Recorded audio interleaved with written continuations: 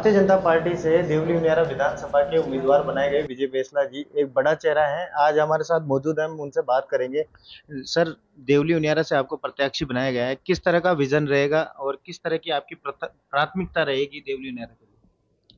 अ, पहले तो सबसे पहले भारतीय जनता पार्टी के शीर्ष नेतृत्व को धन्यवाद और स्टेट लीडरशिप पे धन्यवाद कि उन्होंने हमें यहाँ पे प्रत्याशी बनाया। अ, जो विजन की बात है और जो आगे की बात है वो तो सीधी सीधी है। राजस्थान में 2/3 बहुमत से भारतीय जनता पार्टी की सरकार बनेगी और जब 2/3 बहुमत से बनेगी तो उसमें से एक सीट देवली उनियारा भी होगी। जी, बताना चाहूंगा कि आपके पिताजी ने एक शिक्षा के लिए अलग जगह थी। देवली उनियारा की बात करें तो शिक्षा और रोजगार सबसे बड़ा यहाँ मुद्दा है, उसको कैसे पार पाएंगे आप?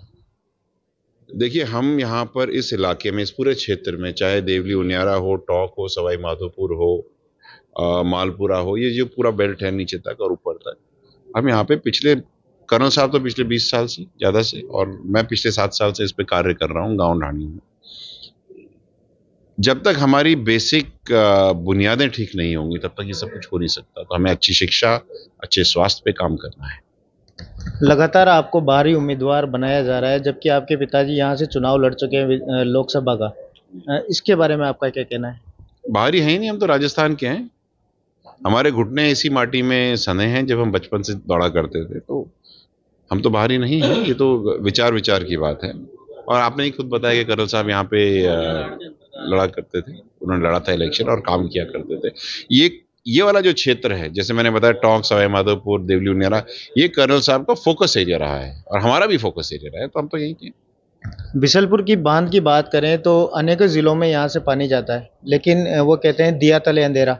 टोंक जिले को ही उसका पानी नहीं मिल पा रहा है, उसके बारे में आपका? देखो, ऐसा लग रहा है कि लोगों को प्यासा रखना ना, लोगों की सरकारों की, इस सरकार की, कांग्रेस सरकार की परिपाटी रह गई है। और यहाँ से, जहाँ से राजस्थान के जयपुर जैसे शहर में पीने का पानी जा रहा है, जैसे आपने बताया, यहाँ के क्षेत्रीय लोगों को पानी 2 दिन में एक बार पीने का पानी मिलता है। ये तो गलत बात है, इसको ठीक करना पड़ेगा और हम सब मिलकर के इसको ठीक करेंगे।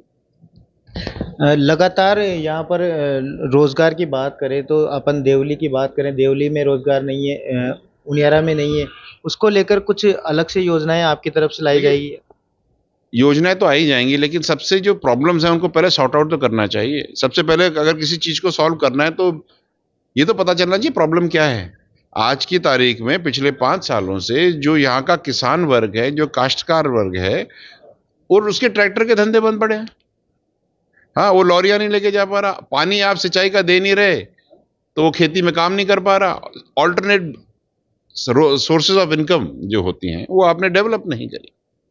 तो अब इन सब चीजों को ठीक करने का समय आ गया है, और जो कुशासन चला आ रहा है ना पिछले 5 साल से, उसको सुशासन में बदलने का समय आ गया है। और भारतीय जनता पार्टी बहुत बढ़िया तरीके से कार्य करेगी। वर्तमान विधायक हरीश चंद्र मीणा, जो कि हमेशा ये कहते हैं कि शिक्षा और चिकित्सा में मैंने बेहतर काम किया है, उसके बारे में आपका क्या? भाई, उनका कहना कहना है, या कोई भी कह सकता है। धरातल पे समझ में आता है कि हो क्या रहा है। कुछ भी तो नहीं हो रहा।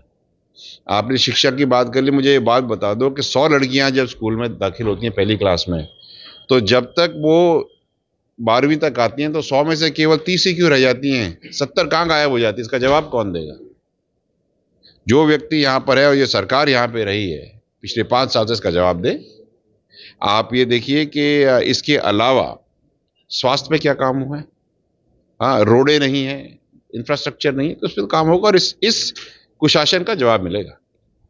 ये थे विजय सिंह बेसला, जो भाजपा उम्मीदवार बनाए गए हैं, और जो युवा हैं उनके लिए रोजगार और चिकित्सा व्यवस्था को सुधार के लिए इनका प्रथम विजन रहेगा। भूपेंद्र सिंह, सच बेधड़क, टोंक।